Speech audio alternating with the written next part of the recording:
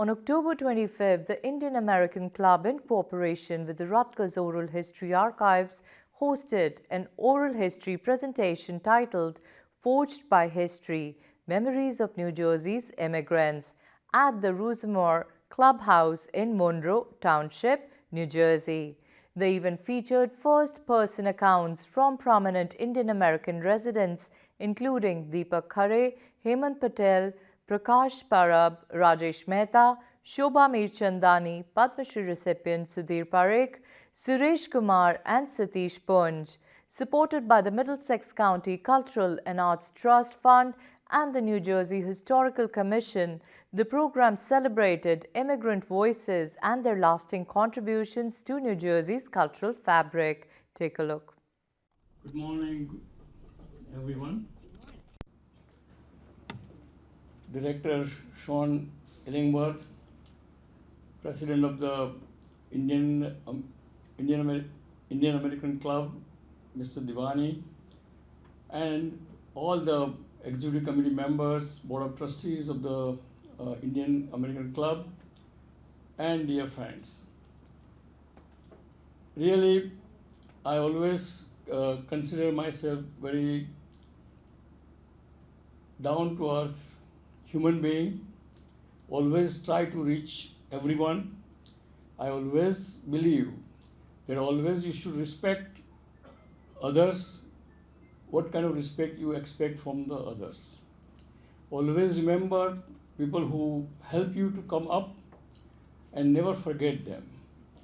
And the third thing, doesn't matter how successful you are in your primary profession, as you can see that the private equity and all those things came lately in Wall Street for last 20 years.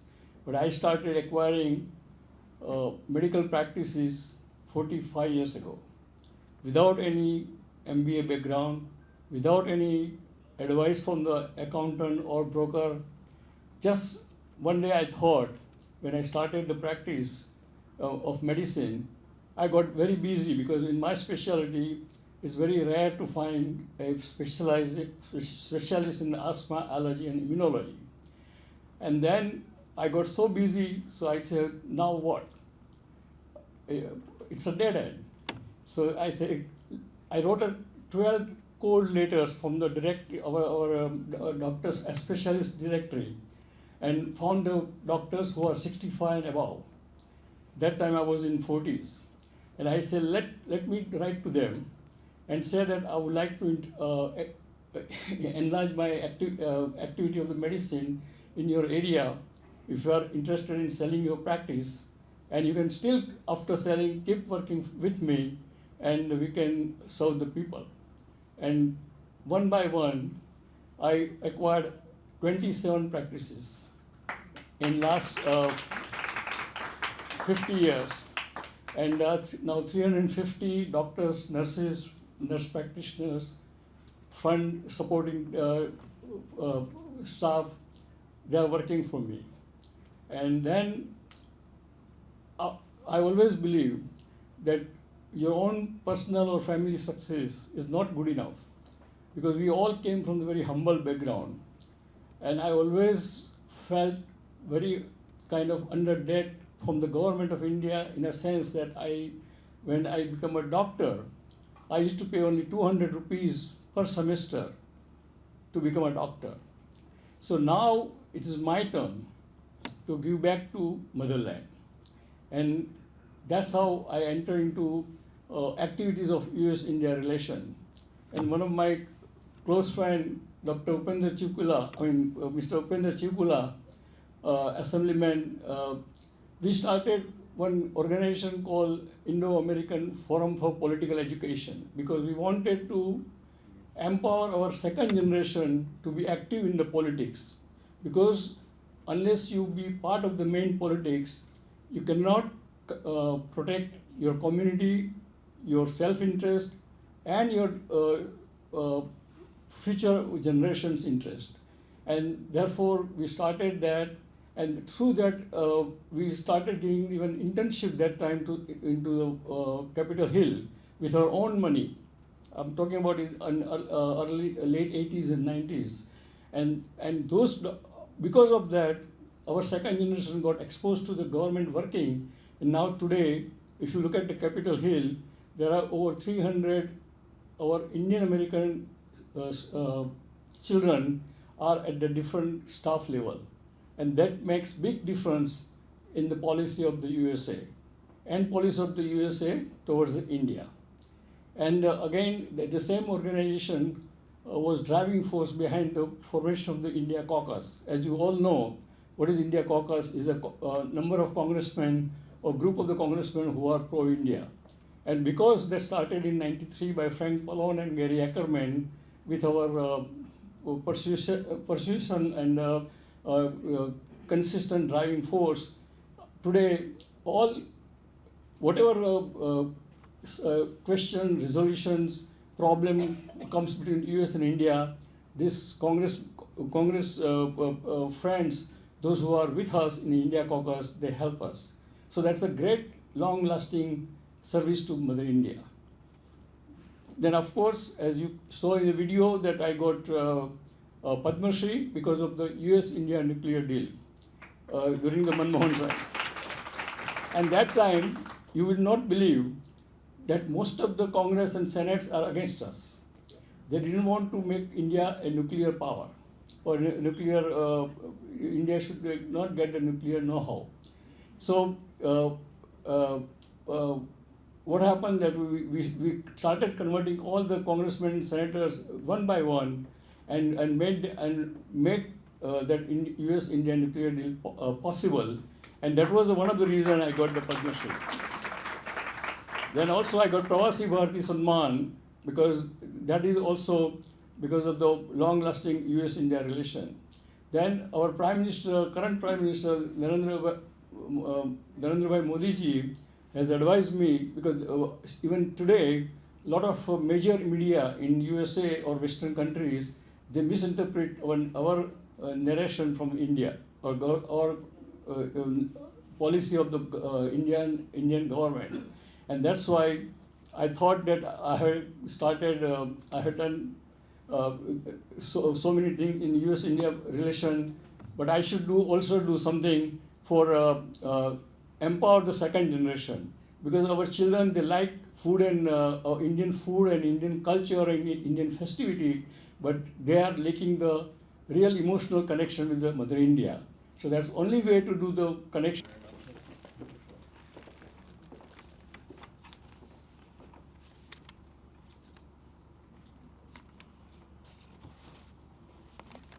Thank you.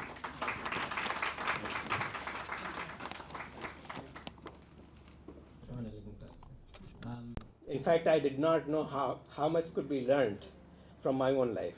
And hearing Dr. Sean, it takes someone like Dr. Sean's caliber to actually analyze and get things out from anyone, and to generate that kind of insight. So my hats off to Dr. Sean, to Roha, to IAC, to Mr. Devani, Sunita, Sanjay Singer, Archana Singer, to all of you guys for the work that you guys are doing. It's truly, truly amazing.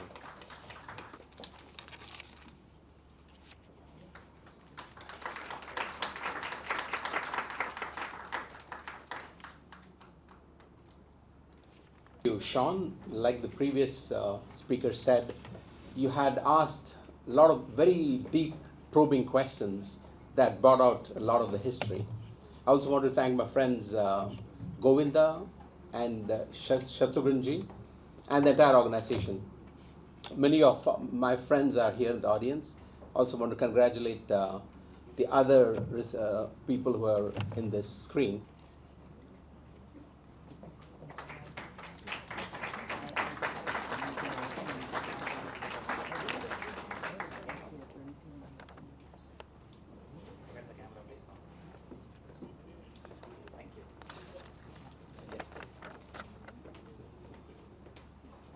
Everyone, I want to thank Sean for interviewing me at my home, which I never expected.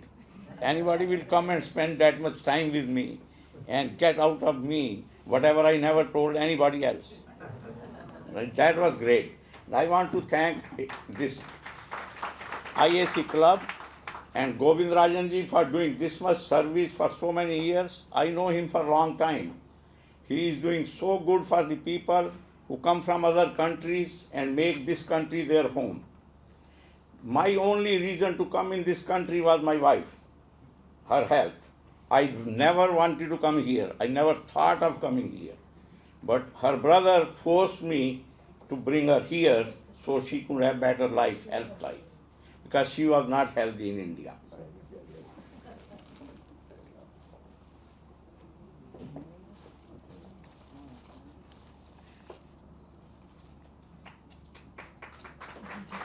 Thank you, Tom. Thank you for doing everything. Thanks for your kind words. Thank you, man. Thank you very much.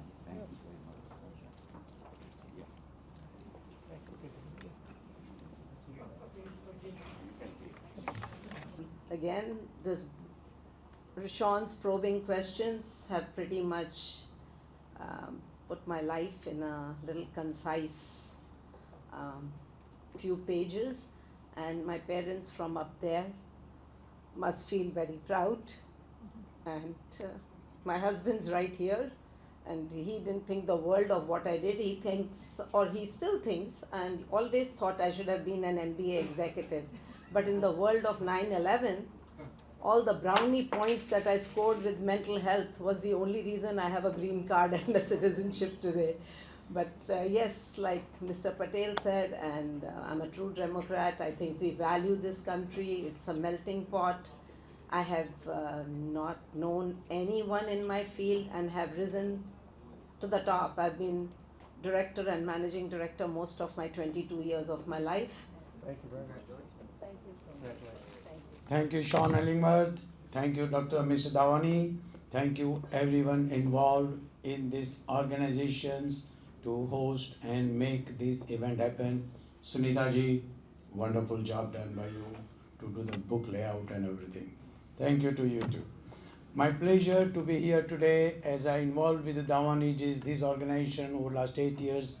Day one, he started publishing this book and giving recommendations for many, many dignitaries, qualified people of our town, our county, our state.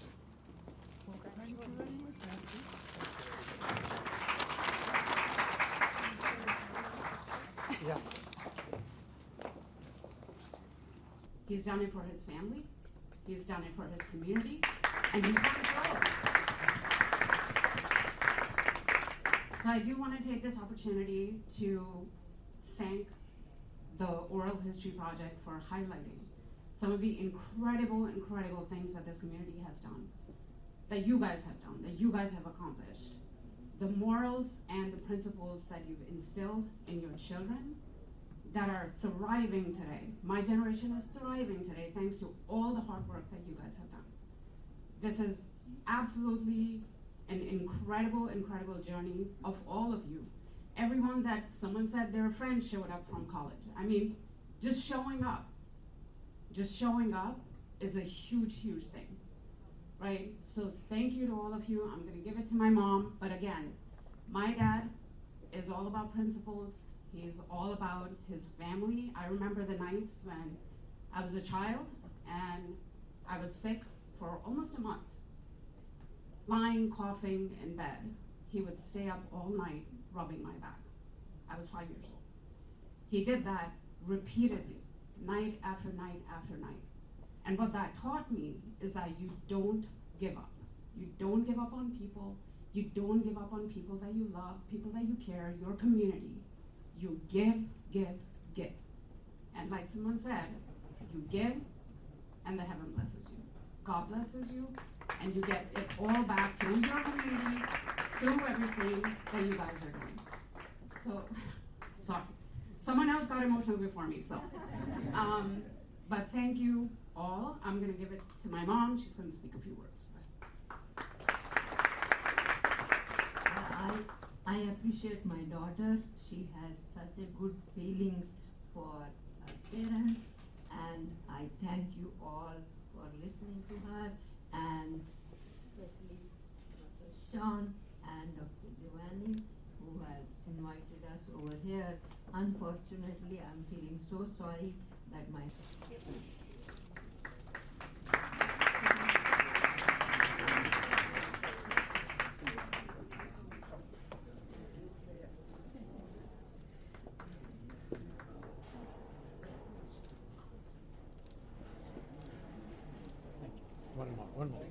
One more. Good one.